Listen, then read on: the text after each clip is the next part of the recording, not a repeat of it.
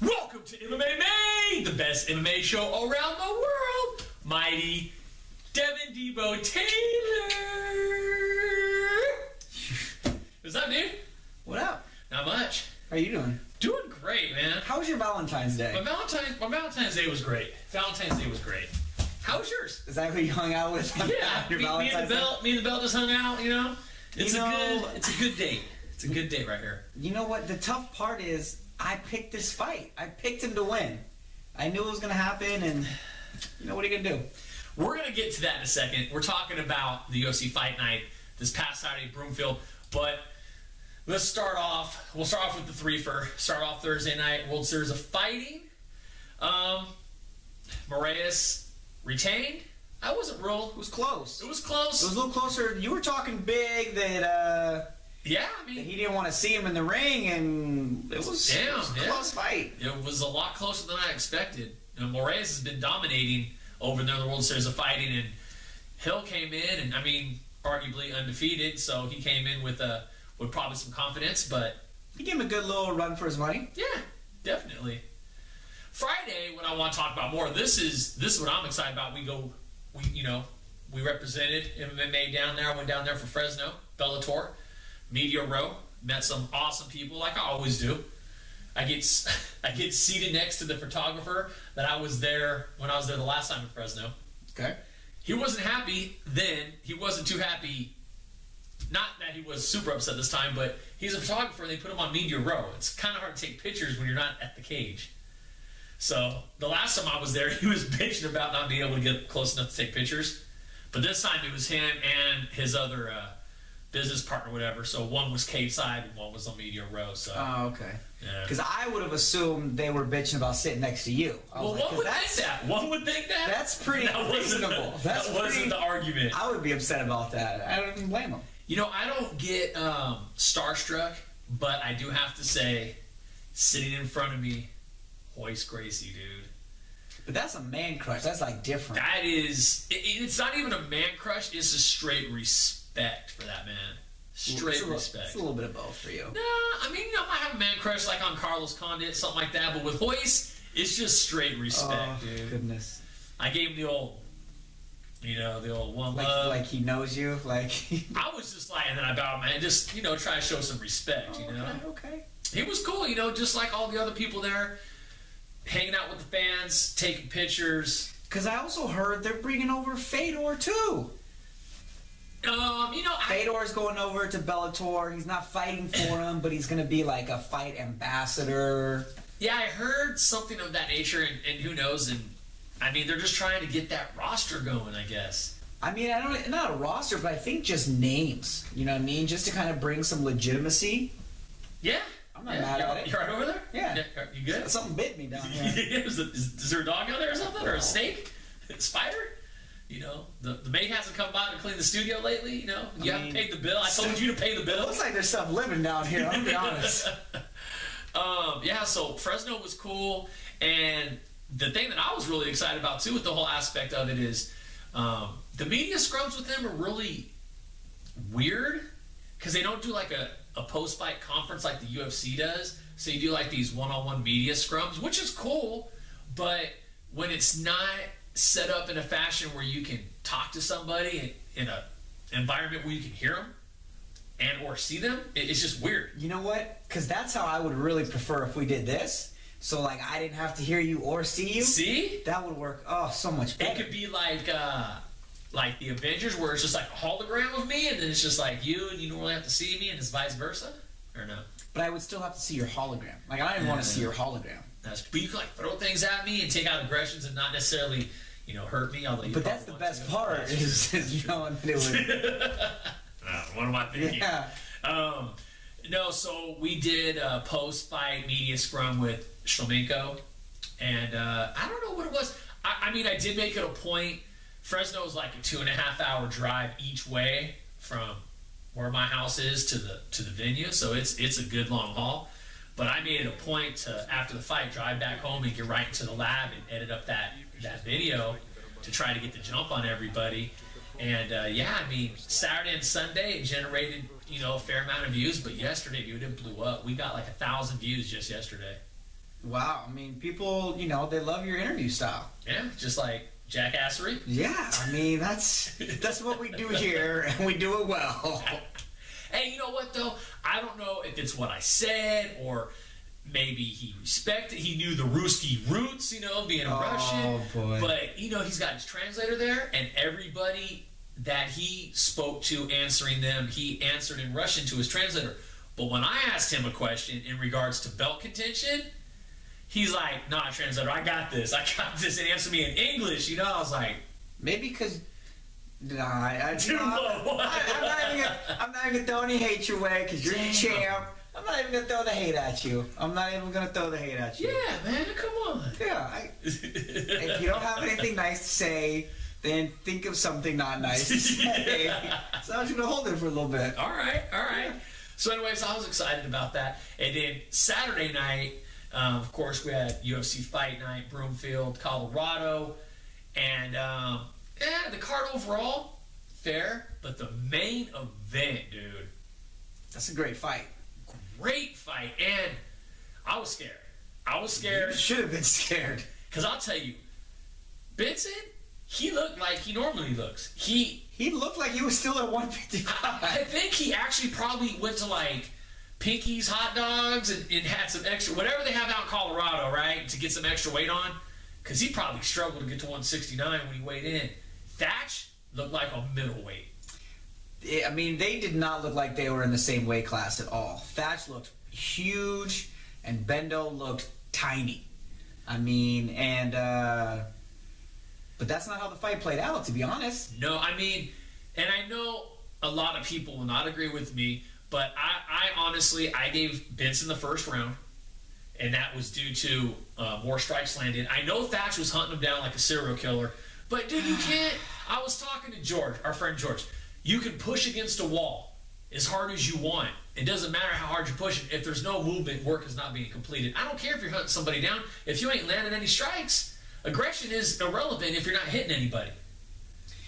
Okay, but here's the thing. If you have, I mean, in that analogy, like if you have two walls, if no one's chasing, you know what I mean? So then, you know, then you get that Anderson versus Diaz where both guys are looking to counter and both guys are just kind of standing there waiting for the other guy to do something. So you have to encourage that, you know, hunting or going after somebody. Or if not, then both guys are sitting there waiting for their shot. Like I said, not everyone's going to agree with me. No one agrees with you ever. Benson landed roughly 35% more strikes than Thatch did in the first round. Okay, but why are we even talking about this? Because I'm just going through the fight. Goodness. I'm kind of breaking it down. So then second round comes in. Thatch is throwing Benson around like a freaking rag doll. He's got, I don't think he has any judo background, does he? I know he's a kickboxer. Yeah, I think he's a kickboxer. I mean, I know he's a kickboxer. I'm sure he's been working on it. But dude, he did that step in trip and just Bendo's just getting taught in two like significant ones. I mean, that was when you could clearly see who had size. Oh, yeah. Because Bendo is clearly a superior wrestler. You expect him to be the superior grappler. Wink, wink, shows up a little later. But, yeah, in that second round, I mean, also, I think just muscle and size, he's ragdolling him. Yeah, I mean, like you know. But he was outlanding, too. I mean, it looked like two weight classes. Anyways, he managed to, you know, weather the storm. They get into the third. Bendo's working hard for the takedown. Finally gets a takedown. He gets a very dominant position. Can't quite get the sub. Thatch has 2-on-1, defending well, and then comes in the fourth, and you can see Thatch's gas tank is just depleting. And Bendo's used to fighting those 5-round fights. Yeah, I mean that's the difference, and you also got to factor in. You know, I remember back when Frankie Edgar was small for his weight class and basically was fighting natural weight. and always had the gas tank. So here's Bendo somewhat doing the same thing, fighting at his natural weight, not cutting weight, not going to be gassed at all. He already was a fighter with great cardio. Now he's not even cutting any weight. Yeah. So you could clearly see that one guy who's cutting big, and yeah, the fourth, I was not feeling good. I was looking for him to finish it like in the second or third before the takedown. Yeah, it was pretty exciting. I think experience took a big play in that. I mean, Bendo being in those type of situations where just kind of, going through the motions.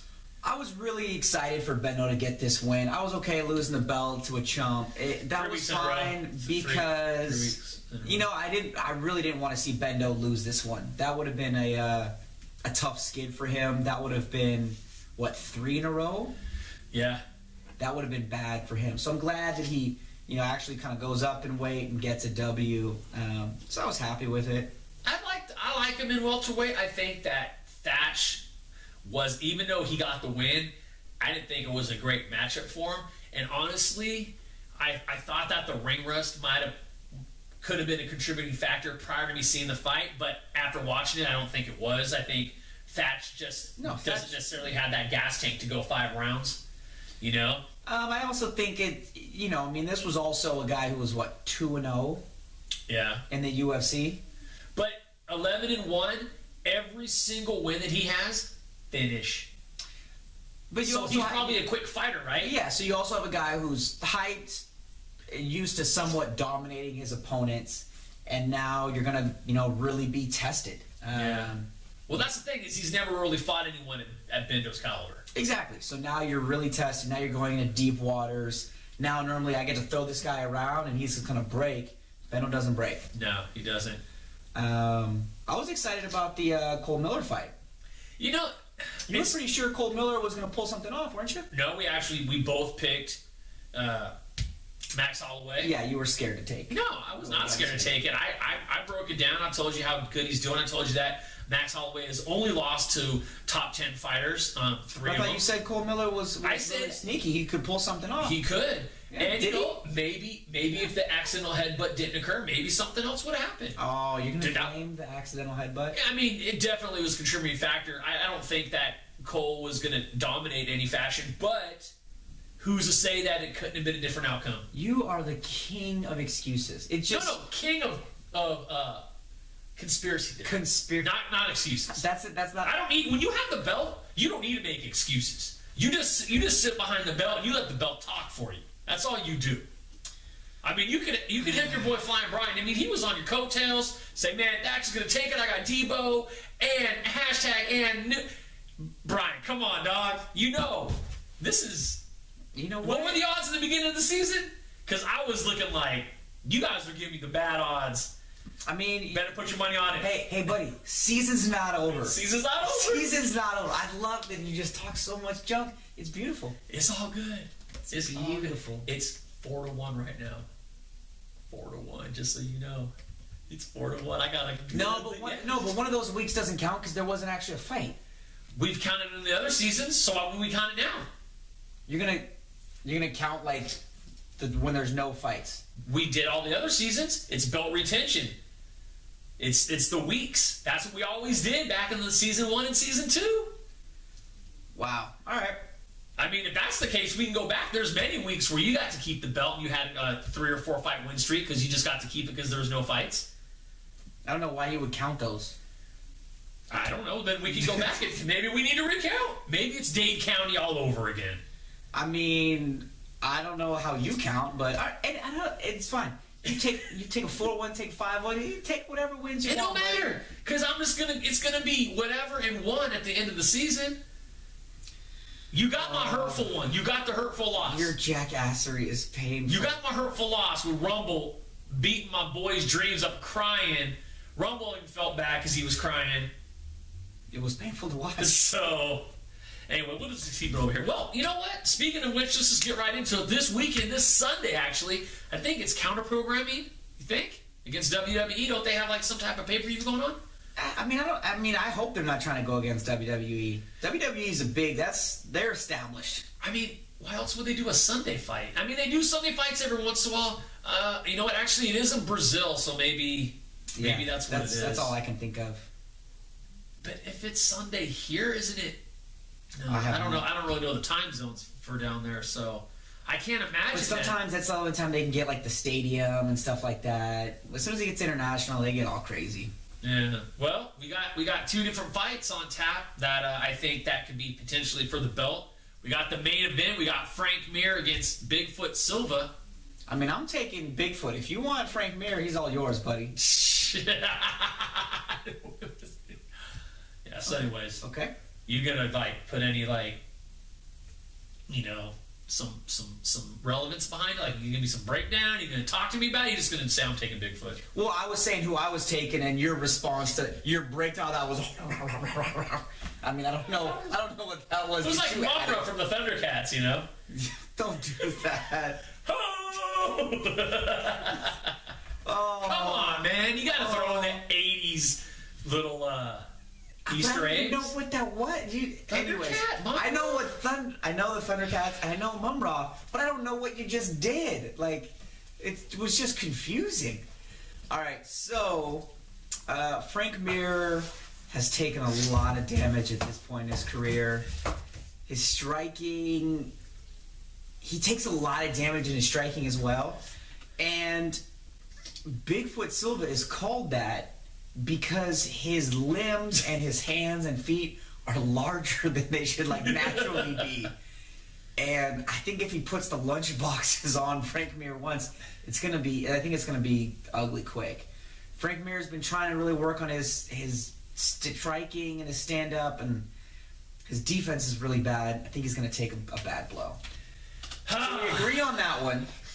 I have to agree. So let's go to the one that I think we're going to disagree on. Real quick, the thing I do see that's bad about this is Mir's on a 3-fight losing streak. I mean, do they? No, he's 4-fight. He's 4. But they don't have anyone else. I know, but 4 fights. He's still a big name. He's an ex-champ. Who are you going to replace him with? Yeah. Anyways, I take Bigfoot, even without the TRT. Yeah, hop on the top. Okay. This is the closer fight, co-main event. Michael Johnson against Edson Barbosa. This is the good one. I know who I think is going to win, but I have to. Here's the thing. This is a close fight. I have to take whoever you don't. So I'm going to let you pick it. Wow, I was going to let you pick it. Because you know what? I was going to let you pick it, and I was going to take opposite of you. So you can actually get the advantage this week if you want. I know you want Barbosa. Yeah, I was going to say. I'll take Michael Johnson for an upset. I mean, it's barely an upset. It's barely an upset. This is going to be a very good fight. Johnson, clearly the better wrestler. Barbosa's the striker. But Michael's got some good striking, too.